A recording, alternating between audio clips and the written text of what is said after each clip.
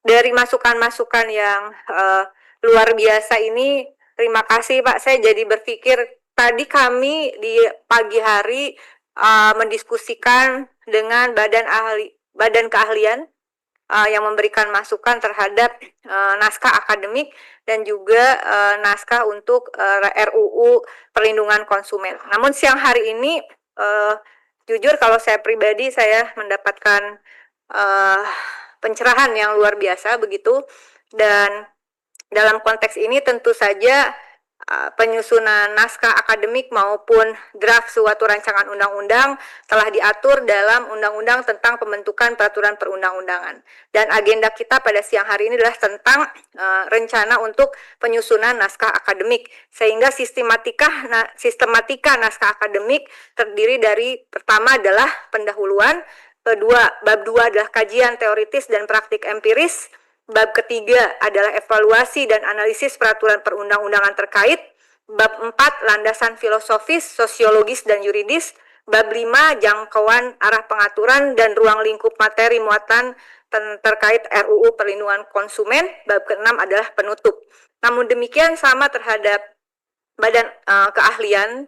Tadi kami mengusulkan ada penguatan di argumentasi bagi landasan filosofis, sosiologis, dan yuridis. Yang Bapak-Bapak sampaikan tadi sangat berarti sekali. Mudah-mudahan ini juga menjadi catatan, mohon dibantu ke sekretariatan, takut saya lupa nanti pas pembahasan, karena tentu saja undang-undang ini jujur tidak usah basa-basi, sudah tidak relevan. Ini undang-undang tahun 1999. Kalau kita lihat dari kajian secara setidaknya sosiologis dan yuridis, secara filosofis menurut saya banyak poin-poin yang harus dipertahankan, termasuk asal muasal atau landasan historis kenapa ada yang namanya hak-hak perlindungan konsumen.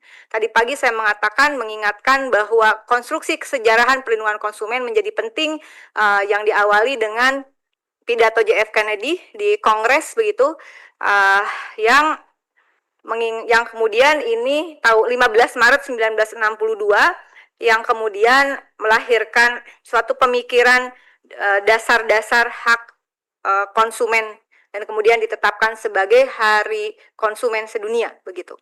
Nah, ada prinsip-prinsip yang saya kira nanti bisa kita susun bersama yang tidak bisa lepas secara filosofisnya. Namun secara sosiologis tentu saja pertama adalah perlu menjadi catatan penting. Ini saya mencoba untuk men-summary dari apa yang disampaikan Bapak Ibu, mohon masukannya nanti, bahwa konteks dari secara internasional dibandingkan dengan 1999 itu juga secara internasional jauh berbeda. Kita sekarang ada di era globalisasi, ada proxy war, ada perang dagang di situ yang juga menjadi konteks penting. Secara nasional, kita tadi sudah disampaikan oleh Pak Dirjen, ini adalah suatu sistem tata pemerintahan yang berbeda dengan 99, 98 oke masuk reformasi, tetapi kita masuk di era desentralisasi dengan lahirnya undang-undang pemerintahan daerah begitu. Sehingga kemudian kewenangan antara pemerintah pusat dan daerah juga menjadi penting untuk insert ke dalam undang-undang yang baru. Begitu Pak ya. Kemudian secara sosiologis juga kita melihat tadi yang secara itu akan mempengaruhi juga kajian yuridisnya begitu. Mohon dimasukkan juga nanti bahwa pertimbangan yuridis, tadi pagi saya minta dimasukkan kitab Undang-Undang Hukum Dagang yang masih berlaku Pak Dirjen, tapi juga sekarang berarti undang-undang tentang pemerintahan daerah dan undang-undang tentang pemerintahan desa.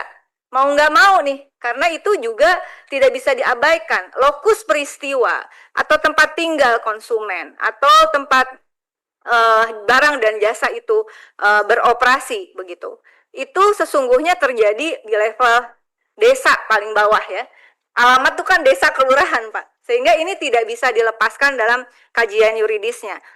Dan juga kemudian secara sosiologis kita masuk ke dalam era globalisasi juga ada struktur masyarakat interaksi sosial yang berbeda, sehingga secara sosiologis perlu menekankan bagaimana konteks digitalisasi, perdagangan digital, komunikasi digital, dan seterusnya.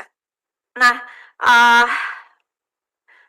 tidak bisa lagi kita hanya cara pandangnya pada perspektif undang-undang ini nasional, tapi juga seperti dikatakan oleh para narasumber kita, secara global, secara internasional itu perlu untuk dikaji lebih dalam. Dan oleh karena itu penting kiranya tadi landasan yuridis berikutnya adalah Universal Postal Convention and Regulation itu juga menjadi suatu pijakan. Apalagi kalau sudah diratifikasi, Pak Dirjen, beberapa Pak Dirjen, mohon bantuannya nanti juga kami diberi masukan beberapa peraturan regulasi secara internasional, konvensi-konvensi terutama yang sudah diratifikasi oleh Indonesia begitu. Karena ini juga harus menjadi pijakan. Kemudian online ini nanti juga akan berpengaruh pada sistem penyelesaian sengketa melalui Badan Penyelesaian Sengketa Konsumen, dan satu lagi menurut saya ini adalah suatu insight yang sangat penting dan berarti terkait online dispute resolution atau ODR tadi ya. ODR itu saya kira pimpinan mau tidak mau harus mau, karena kita tidak mungkin case by case harus penyelesaian hukum secara konvensional, habis waktu begitu, sementara per hari aja kalau mau jujur ya, Bapak yang samping Pak Dirjen, itu kasus itu nggak bisa diselesaikan kalau dengan sistem konvensional. Ya, dengan begitu banyak kasus yang bisa masif, dan itu adalah lintas negara, lintas benua, saya kira ODR ini menjadi penting juga untuk menyelesaikan sengketa yang terjadi di lintas negara, bukan hanya Indonesia. Nah, Undang-Undang Perlindungan Konsumen Nomor 8 Tahun 1999 terdiri dari 15 bab dan 60 pasal. Mohon dibantu nanti dari kesekretariatan juga nanti ke badan.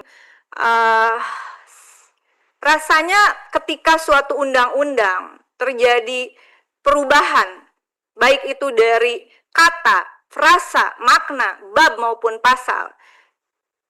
Ini analisis saya, Pak. Melebihi 80% ini. Melebihi 80% perubahan.